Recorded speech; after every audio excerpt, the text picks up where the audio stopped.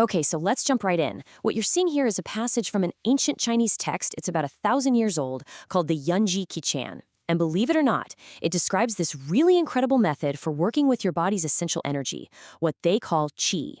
You could almost think of it as an ancient form of biohacking. So let's break down what it's all about.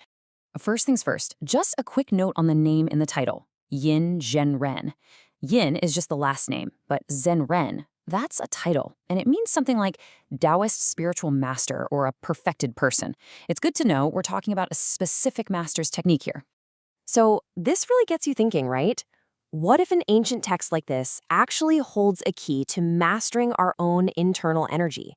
I mean, what if there's something fundamental about how our bodies are supposed to work that we've just forgotten? Now, here is the core idea from the text, and it's kind of wild.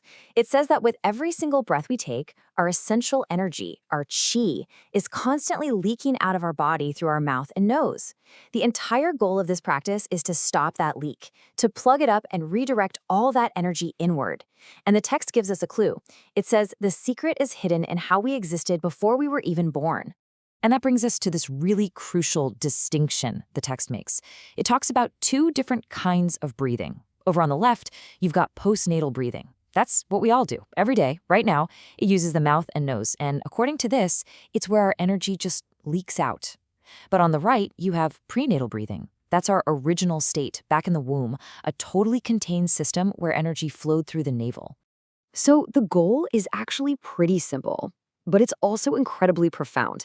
The idea is to consciously return your body to this embryonic state of breathing, to shift from our normal, everyday, leaky breath back to our original contained state. So, how in the world do you actually do that? And where does all that saved energy end up going? Well, it goes to a place called the Dantian. In Taoist practice, the Dantian is the spot in your lower abdomen, a few inches below your belly button, and it's considered the body's main energy reservoir. The best way to think about it is like a battery. So instead of letting your energy just vanish with every breath, you're actively charging up this internal power pack. Okay, so the actual training boils down to two key steps. First, you have to change the quality of your breath. You make it really, really fine, slow, and long, and you consciously guide it down towards your dantian. And second, you practice something called Zhu Qi. Now this translates to retaining the breath, but it's way more than just holding your breath. It's about gently locking that energy in place right before you exhale. And what's so cool about this is how you see these ideas pop up across different ancient traditions. This Daoist technique of breath holding is incredibly similar to a practice in yoga called kumbhaka, or vasa breath. Where you fill your torso with air like a vase and then seal it. It's like this amazing cross-cultural confirmation of a really powerful technique.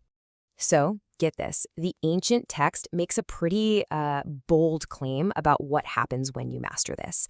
It says that once your dantian is full of qi, you won't even feel hunger or thirst anymore. It says you could even be called a divine person. I know, that sounds totally mythical, but is there a modern, more grounded way to understand this? Absolutely, yes. The scholar who analyzed this text, he doesn't claim you'll become immortal or anything. But what he does say is that the core transformative power of this practice, that is an indisputable fact. He argues that these two methods, the fine breathing and the breath holding, will profoundly change a person's body and mind, even if we just set the more mystical language aside for a second. So you're probably wondering, who's the guy making this claim? While the analyst is I-Hung Chen. He's a scholar with a PhD in Chinese literature, and he's an expert in all this stuff. But here's the crucial part. He's not just an academic looking at old texts. He's also a practitioner, and he was trained in Sa Lung, a type of Tibetan breathwork that's a lot like this Daoist method. So when he says these techniques can change you, it's not just a theory. It's coming from his own direct personal experience. And all of this leaves us with one last, really big question.